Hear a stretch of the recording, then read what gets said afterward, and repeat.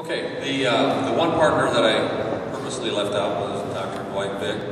I think, I don't know, when I went to USD to talk about drug court, probably 10 years ago, somewhere less than that, okay.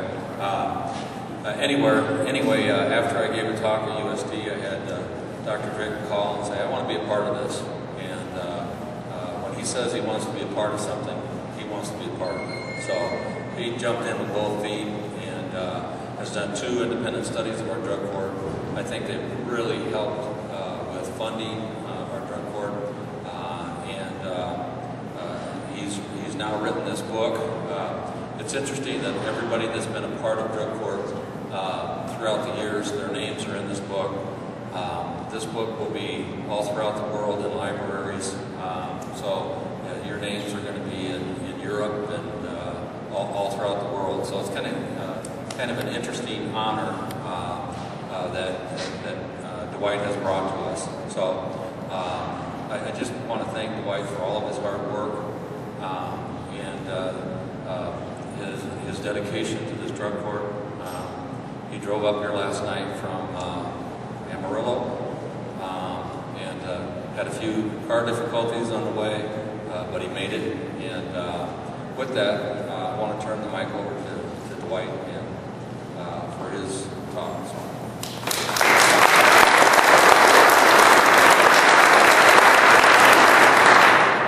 Good morning.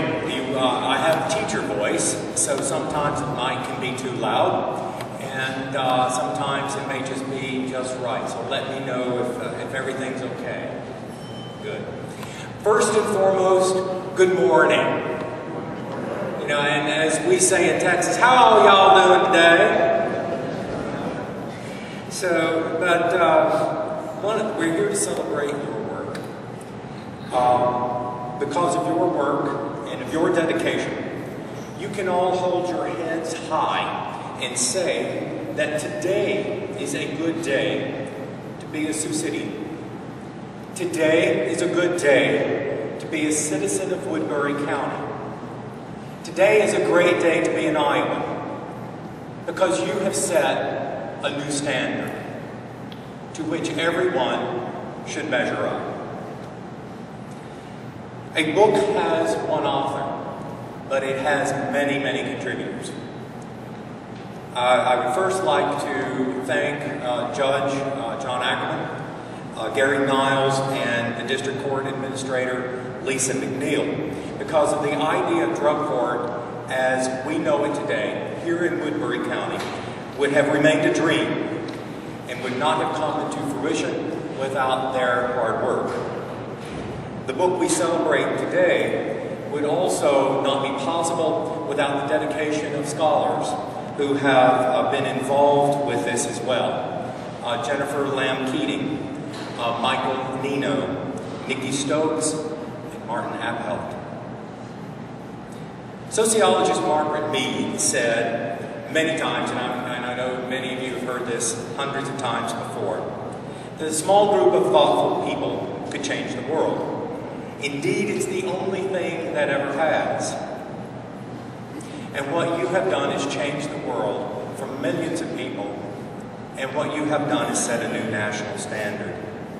Just like the first 100 members of Alcoholics Anonymous who wrote the basic text for that recovery program, these 100 community panel members have given their time and energy to tear down the wall of addiction that existed in our community for hundreds of citizens.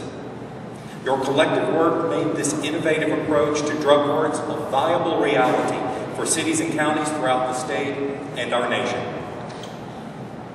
With the guidance of their probation officers, these former clients are now mainstreamed. They are tax-paying. They are law-abiding citizens who now care for their families.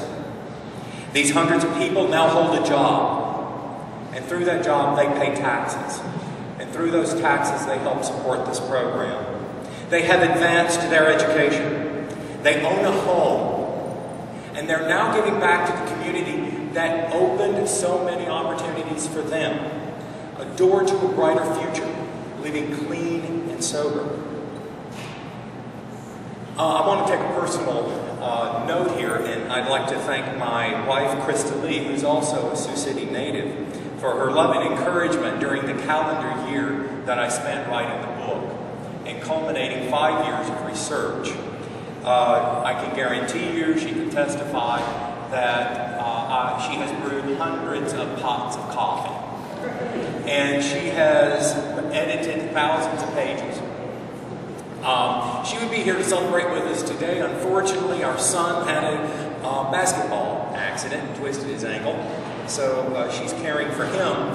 And she's also not only teaching kindergarten in a town near Amarillo, Hereford, but she has created a backpack program which provides food for children who live in food-deficient homes in her school. So she's anonymously placing backpacks, little packages of food in these kids' backpacks so they can take home and come to school on Monday morning, fed, awake, and able to learn.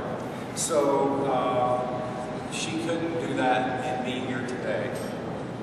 Both of them have been very patient with me as I've worked on this project, checked mountains of work while editing homework as well, and spending long hours writing shorthand and longhand and on the computer. So without them, none of this would have happened, and I'm deeply indebted to them both. But the one person I think we need to recognize here today is the client who came to us with their problem, and they successfully left us with a solution and sobriety. Among juvenile clients who have participated in the Woodbury County Drug Court program, 51.25% have been successful. They have remained clean. They have remained sober. This is anywhere between 2 times the average of other drug court programs to 4% higher than other drug court programs, specifically for juveniles. You've set the national standard. You have one of the highest success rates in the nation. And the only difference between your program and the others is the community panel approach. Having citizens sit down and work with them has made the difference. Adults who have entered the Woodbury County Drug Court program were 67.9% more likely to remain clean, sober, and an active participant in the community, up to 5 years post-release. Most studies have only followed them 1 to 2 years. Because of your work and the dedication and the things that you heard today, these clients came back anonymously. We interviewed them. We were able to find out how successful they were. And we were able to do this up to 5 years post-release. Again, something that has not happened throughout the country. When we compared these clients who committed similar crimes but did not enter drug court, 67% of those who participated in your program were successful. 67% who did not participate in drug court returned to the system. That means they either went back to jail, they went to prison. They weren't earning tax, they weren't getting a job, they weren't paying taxes, they weren't paying rent, they weren't paying a house note, they weren't taking care of their children. They were sitting in a cell, costing money. And we are going through, all of us throughout the country are going through desperate times. Your program is financially successful, and it is personally successful. And for that, you should all be very grateful and be very proud of yourselves. When I interviewed clients, again anonymously, many of them thought that drug court was their get-out-of-jail-free card, like playing community chess on a Monopoly board. They reported, when completing the drug court program, that the drug court program taught them self-respect. It taught them responsibility. It gave them their self-esteem, in some cases for the very first time. You helped them to prioritize their lives. You helped them to learn how to get a job and to keep a job. You advanced they helped advance their education. You encourage them to get their GEDs. You encourage them to return to college. And they were returning to colleges and universities like Western Iowa Tech, Briarcliff, Morningside, and Little Priest Tribal College. But most importantly, you taught them how to remain clean and sober. They attend 12-step programs. They reported being a better parent. They reported being a more caring spouse. And they believed that they were a better person because of your efforts. The panel members and the taxpayers' investment of time and money has proved not only that the lives of the former clients were worth the investment, but they're getting that investment back. And you improve not only the lives of the clients, but the lives of all of their families for years to come. Mead has said that a small group is the only thing that's ever changed the world, as I mentioned earlier. You panel members have changed the world for your clients, and you've changed their families' worlds. Your collective work made the drug court model that so many in our nation's capital, throughout Iowa, and here in Sioux City, did not think would be successful. And what did you do? You set the standard. You set the standard. Each panel member has been acknowledged in the book for your contribution so that you, your children, and your children's children can go to the libraries.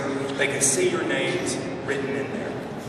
They will know that the time you spent and that the money that Woodbury County and the state of Iowa has invested in the program helped change the world, save millions of dollars, and hundreds of lives.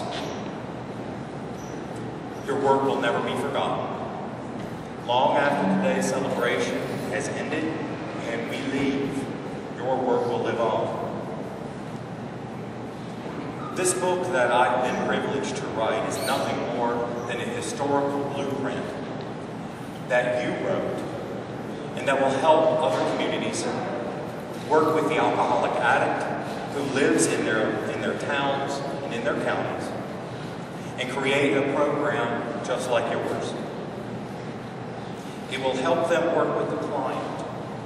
It will help them work with the panel member, the probation officer, the educator, the social worker, the judicial administrator, the judge, and most importantly, the citizen. I'm very honored to be here today with you, and I'm seeing a lot of faces that I've seen for many years, and it's good to get to see all of you. But more important, I think I'm humbled for the opportunity to be here and to be the scribe of your work. So, thank you very much. Carry on, and you all have a